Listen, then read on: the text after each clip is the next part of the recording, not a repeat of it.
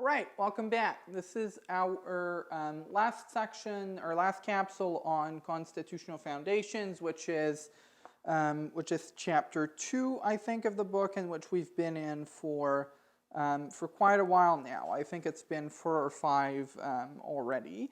And we looked at a number of charter provisions, and we said that that was relevant for the purposes of administrative decision makers applying these provisions, right? And we said that you have to remember at least the broad tests that apply for the relevant sections of the charter that we covered, because these might potentially be relevant to their application by an administrative decision maker.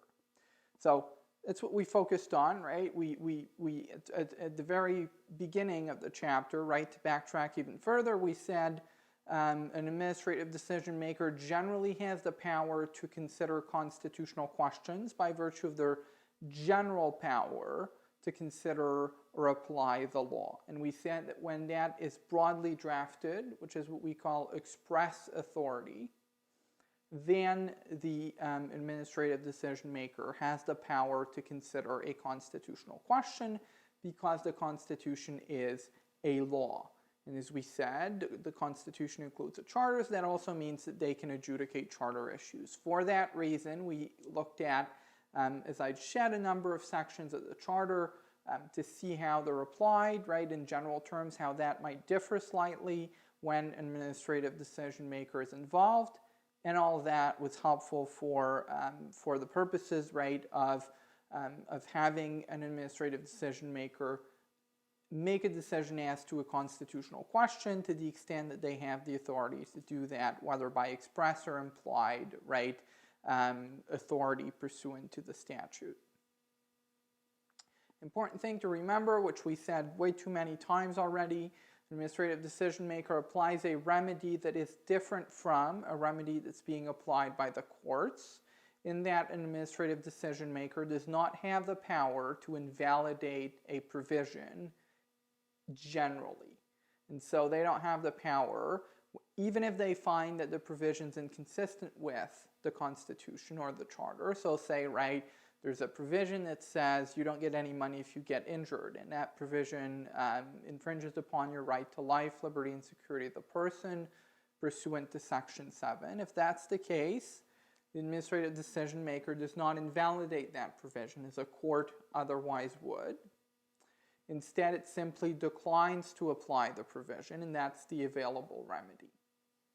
For the person involved, as we said, again, way too many times, it doesn't make a difference, right?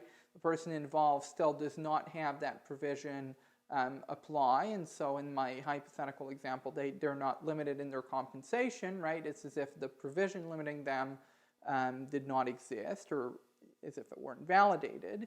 However, that does not apply to future plaintiffs, and that's kind of similar to a broader principle that we saw, which is that administrative decision makers don't create nor have to follow any case law from other administrative decision makers. So we look at 2 further portions of the Constitution today. First, Section 35, which is not that relevant for our purposes, right? You've certainly spent quite a lot of time focusing on that already.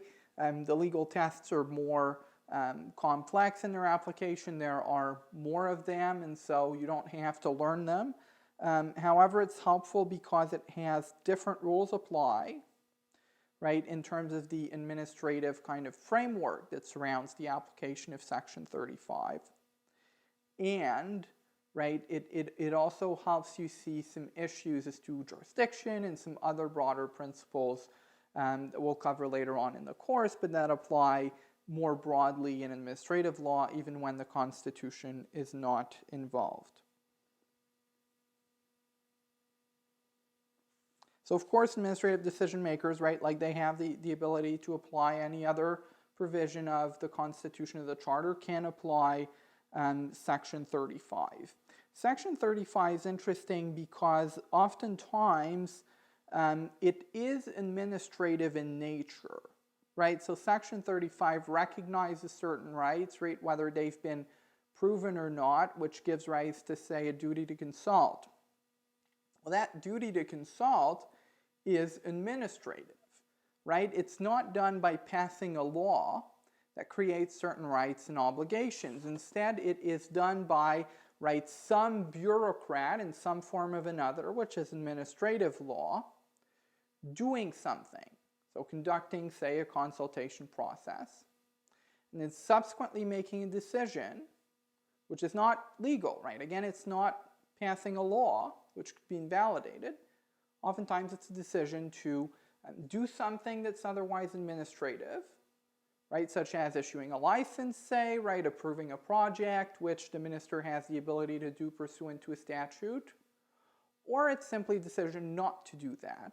In both cases, it is reviewable by a court as an administrative decision, right? So you can go to court and seek judicial review, right, to the extent that the government hasn't put other steps in your way, which you'd have to meet administratively first, right? To the extent that that's not the case, you keep your right by virtue of the Constitution to seek judicial review of that decision before a court. So you can go to court and say the consultation wasn't done right? Wasn't done at all or wasn't done right. And then the court would review the administrative decision, whatever the remedy is. We'll talk about that in more detail, right? The important thing to remember, as we said a couple times already, is that the default remedy is to quash a decision. So to cancel it, essentially, right?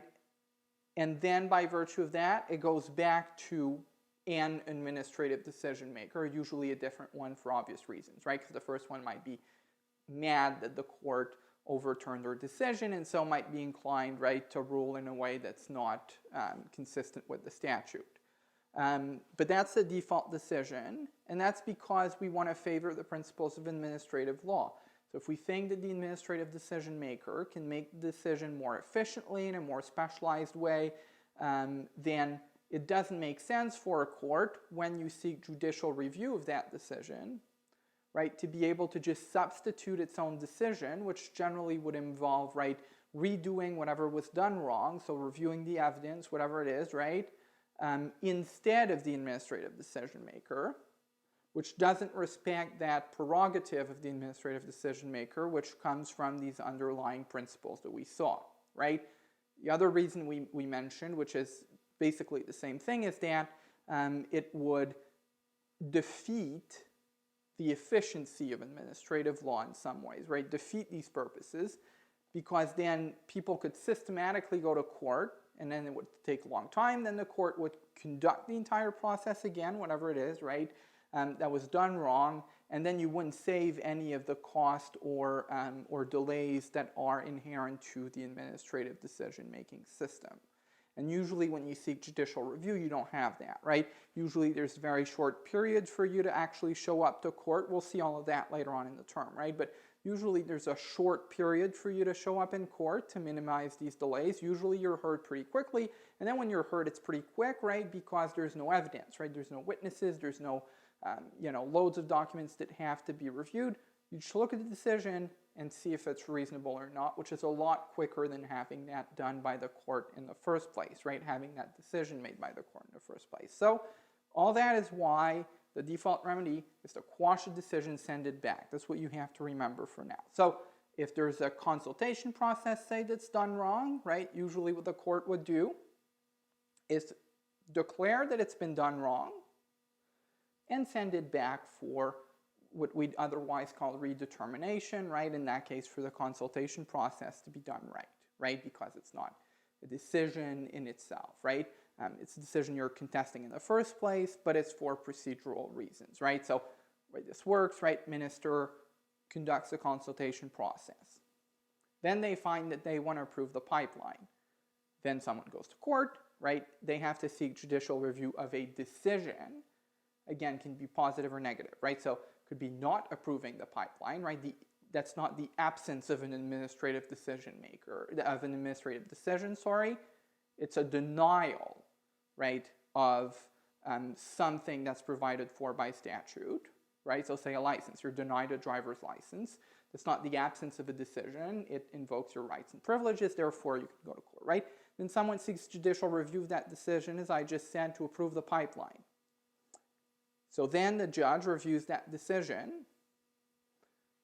If the grounds is it's not consistent with Section 35, they look at whether it's consistent with Section 35, right? So whether the administrative decision maker, again, you've got the standard and all that, right, reasonably applied Section 35 in, say, designing the consultation process to subsequently decide to approve the pipeline. If that's not the case, then the decision, which is being reviewed, which is to approve the pipeline, was not made consistent with Section 35, which is a bit different in that it imposes procedural obligations, right? It's not as simple as saying this is a law, here's whether or not it conflicts with the right to, say, freedom of religion, right? It's a procedural obligation and also one that's somewhat subjective. Still, right, you're reviewing the ultimate decision on that ground. If it's not consistent with 35, then you quash it, send it back. So you cancel it, so you say this pipeline, whether it was approved or disapproved, right, that decision's not valid. It's as if it had not been made. And then it's sent back to whoever made that decision in the first place, right, to do it properly, to conduct the consultation process in a way that's compliant with Section 35, and then subsequently to remake the decision, because then they can, as to whether or not they'll approve the pipeline, right? And then there's all sorts of bells and whistles on that we'll see, right? Sometimes the court, if this has been done multiple times, can order a specific decision. Sometimes the court will send instructions if it's not confident that the thing will be done right the second time around. Sometimes the court can obligate a particular decision maker, often they're called a minister in the statute, to do something, right, if they're worried that the thing just won't happen at all. But all that is some variation generally of quashing and sending it back. It's almost never the court saying this is the correct decision or reasonable decision, right, in terms of language, but this is the decision that ought to have been made regardless of the standard, and therefore here it is, right? We're issuing a court decision that replaces what was done wrong, and it's as if that court decision were the decision. It almost never works that way. It always goes back, almost always goes back to the administrative decision-making process in one form or another. So Section 35 is helpful with that because inherently, first, it's procedural and it's subjective, as we said, and oftentimes that will be done by, right, some administrative decision-making body or person, right? Because you won't have, say, it's not just a matter of the government passing a law saying, we hereby approve this pipeline. Usually it doesn't work that way. Even if it works that way, you can have the law reviewed under Section 35, right? So you can have the law, you have the law if it engages a proven or potential claim, then the government subject to the Section 35 obligation has got to conduct the consultation process. If that's not the case, you can have the law invalidated. Oftentimes it doesn't work that way. It goes through the administrative process. So you have a general power of some bureaucrat to approve pipelines, and then you look at whether the administrative process in doing that was done properly such that the ultimate decision, which is being reviewed, which is to, again, approve or disapprove the pipeline, is made in a way that's compliant with Section 35 and is therefore valid or not. And you see that that's inherently administrative because oftentimes the ultimate decision is administrative, right? Because approving or disapproving something, it's not a law, right? Most of the time, it's a discretionary decision made pursuant to a process in, say, a statute. That's administrative to start with, and the process that goes before that in consultation is also administrative, right? For the reasons we mentioned, you'll have a bureaucrat, right, first design the consultation process, then actually conduct it, right, actually say, book a room to meet with people, whatever it is, right, that's also administrative in nature.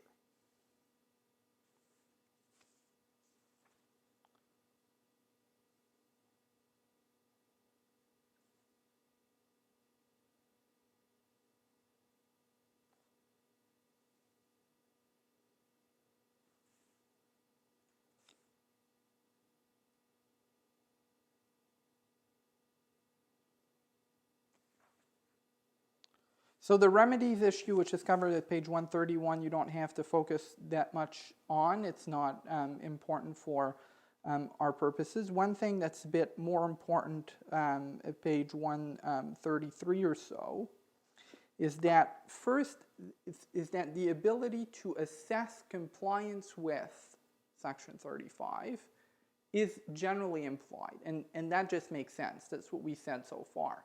We said if any administrative decision maker has, by virtue of a statute that gives it its power, that's where it gets the power, and that power is to apply any law, then that includes the Constitution and therefore the Charter. Therefore, that decision maker has the ability to assess something relevant to constitutional issue. For instance, the validity, quote unquote, the compliance with the Charter of a legal provision. So it's looking at its enabling statute. Again, enabling statute, car accident tribunal, to get back to that example, which we'll redesign for next year, I guess. Car accident tribunal's created, right? It's got its power by virtue of statute. Statute designs it, says what power it has. Then there's a rule that says, right, the maximum compensation you can claim is $60,000. If you want to say that that's not consistent with Section 7, for the reasons I said at the beginning of this lecture, so you want to say it's not consistent with Section 7 because it limits your compensation too much and that's a violation of your right to life, liberty, and security of the person.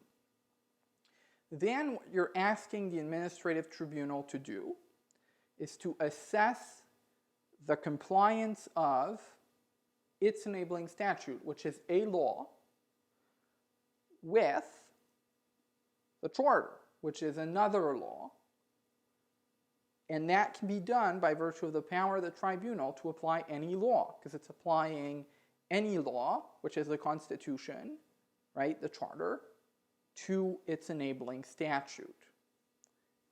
You've got that under 35. It's phrased differently, but it is the exact same thing. The power to consider compliance with Section 35 is implied.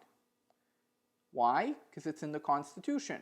Again, same thing, right? So if someone shows up and says this consultation process wasn't done right, the preliminary question as to whether the administrative decision maker can make that determination is the same. It's, does it have the power to apply the Constitution? And generally that comes from an express power, which is any law. That's how it's phrased in the statute, right, in the enabling statute. Then if the answer is yes, they can apply Section 35 because it's any law, because it's, again, the Constitution, same thing. However, the ability to apply the process is not implied. And that also makes sense because it's, again, another instantiation of the thing we just said.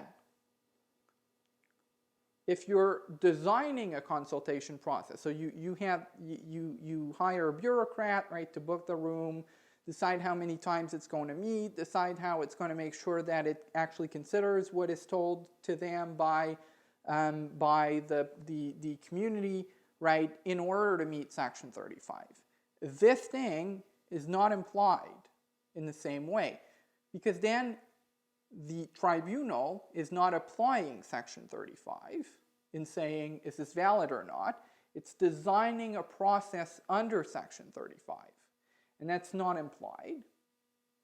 And it's phrased that way in the book in comparison to that other power to invalidate, say, a consultation process. All that, again, is just an instantiation of what we said in previous weeks, which is, right, you have a power by virtue of the ability to consider any law to assess constitutional validity. And if you're designing a consultation process that's not constitutional validity, and therefore it's not the same power. And so that has to be granted specifically. So there has to be a law that says, we hereby task this bureaucrat with designing the consultation process. Could be phrased more generally, of course, right? Could be, we hereby task this bureaucrat with approving pipelines. Then, if they disprove the pipeline, right, just giving an example of what I just said, if they disprove the pipeline, you go to court, seek judicial review, or you go to an administrative tribunal, and you say, this is not compliant with Section 35 because the consultation process was done wrong. That is the same power as the power to apply the Constitution. It comes with the power to apply any law. Right? However, the power to actually design that process, which subsequently is going to be put to someone else to assess whether it's valid or not, right? Whether that's an administrative decision maker or a court, right? And again, if it's a court, of course it has the power to apply the Constitution. If it's an administrative decision maker, you look at the test, which generally means the statute says any law. The power to design the consultation process, again, is different. It's granted by statute. So there has to be a statute that says, right, again, we hereby task this bureaucrat with designing the consultation process. Or it's something more general, like we hereby task this bureaucrat with approving pipelines. It's a more general power, right? But that power has to be exercised in a way that's constitutionally compliant. And so that bureaucrat, in the same way as the people who pass the laws in the first place, right? The people in Parliament aren't gods. They don't just pass any law they want. It has to be constitutionally compliant. Well, if you've got a statute that says this guy decides whether or not we approve pipelines, then the guy has to respect the Constitution. Because the Constitution applies, again, right? You do the threshold thing, applies to state action, administrative law is state action, right? Because the guy's part of the government. So the guy has to respect the Constitution. And so he has to exercise that power to apply or not a pipeline in a way that's compliant with Section 35. And so if it engages, to use again the same example, if it engages some Aboriginal claim, whether proven or not, right, then they're subject to Section 35. They've got to do the consultation process properly. Again, that power has to be granted to design the consultation process, or if it's a more general power, to approve pipelines, which will involve when Section 35 applies, because you've got a claim, whether proven or not by an Aboriginal community, then, right, that will imply the power to design a consultation process in a way that's compliant with Section 35.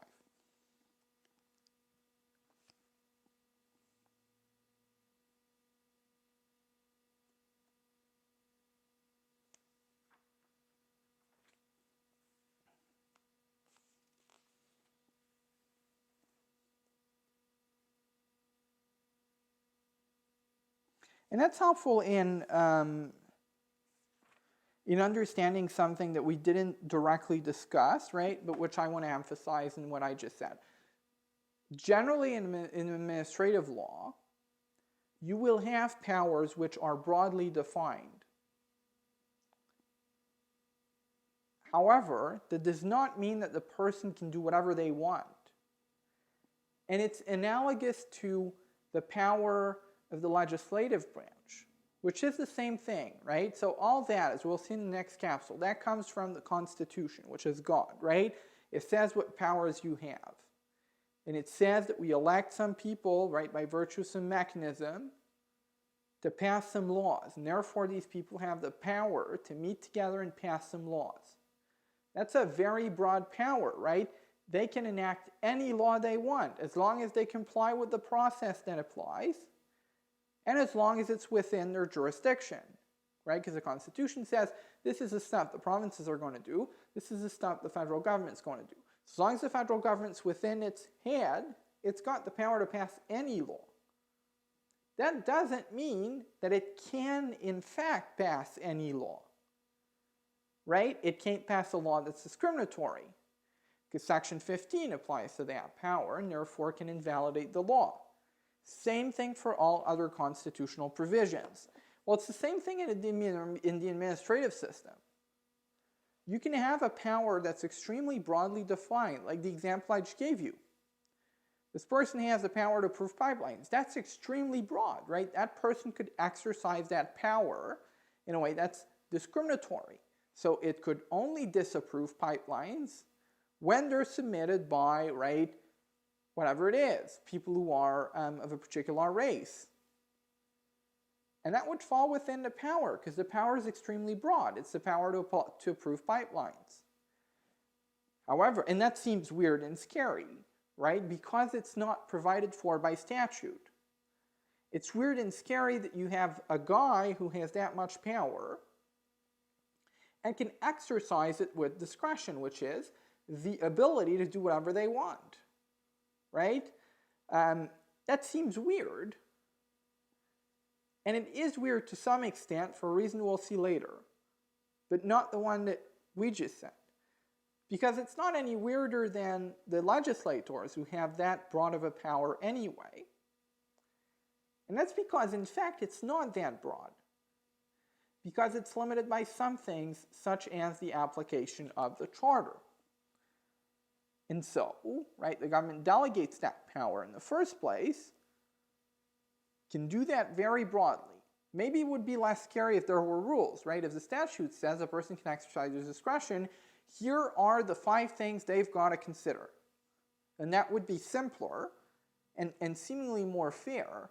Nonetheless, a broad and discretionary power is not that scary because it is subject to the Constitution, right, and various other checks and balances, as we'll see, having to do with, right, abuse of discretion. You've got examples of that, right? Last thing we consider, which are unwritten constitutional principles. So again, we're looking at sequentially a bunch of sections of the Constitution and the Charter as they apply to administrative decision makers. Last one is, right after Section 35, unwritten principles in the Constitution. They're not that important for our purposes, but they give you an example of what I just said, right? You have the Roncarelli decision, page 139, which is basically what I said, right? Guy in that case, right, has a broad power, which is a power to apply to give people a license to sell alcohol, I think. That's a very broad power. And the statute just says that. The statute says, right, this is the guy we're going to task with giving people the right to sell alcohol. And then that guy has the power to exercise that power, right, discriminatorily, whatever it is. But the court is going to find some limit to that power, and interestingly, not the one that would be today, right? Today it would be simple because it would be subject to the charter. So the guy denies a license for discriminatory reasons, I think because the prospective licensee supports a particular religious group. Today that would be simple because it's discrimination, right? To the extent that it's support of a religious group, right? To simplify the actual case, right? If that's the case, then today that's discrimination. You claim Section 15, you're being treated differently than someone else, that's what Section 15 requires, on the basis of, right, you'll recall from last week, this stuff in Section 15, subsection 15.1, which is listed, which you can be discriminated upon, or analogous grounds, which aren't there. Religion's there, therefore, you can claim discrimination on the basis of religion, and then you can say, I was denied a license in a way that's discriminatory. And the power to issue that license is not internally restricted, right? It doesn't say this guy has the power to give people a license unless he does that discriminatorily. It's a broad power which encompasses the ability to exercise it discriminatorily. Nonetheless, the charter applies. So you can claim discrimination, and that decision would be invalid. Interestingly, in Roncarelli, you didn't have the charter then, so the court went another route and said it was an abuse of discretion. And we still see those cases, right? So for instance, if you have, and all that comes from, right, the ether. It comes from unwritten constitutional principles. Same thing if you have a fully discretionary power, and you exercise that power in a way that is in violation of procedural fairness. So say you've got a power to issue license, and then, right, someone wants a license. Say it's a very important license, because we said your procedural fairness rights will vary on a spectrum depending on the importance of the decision to you. So say it's a very important license. It can be denied, right? You don't have a constitutional right to a license, so it can be denied. But before it's denied, the government's expected to proportionately respect procedural fairness. So if it's a very important license, what's procedural fairness, right? Government's going to have to give you the opportunity to be heard, right, to cross-examine witnesses, all the examples we gave, I think, last week. If the government doesn't do that, it would be an abuse of their discretion. The court would invalidate that, even though, again, it is part of the discretionary power. The power doesn't say this guy has the power to issue a license unless he does that without hearing people, right? It doesn't say he has that power as long as people are heard. It says he has that power. So the power is, therefore, what we call discretionary. It is extremely broad in nature. Nonetheless, right, some limit that's not in it will apply. And that concludes our discussion of Chapter 2. We'll reconvene in a future capsule for Chapter 3.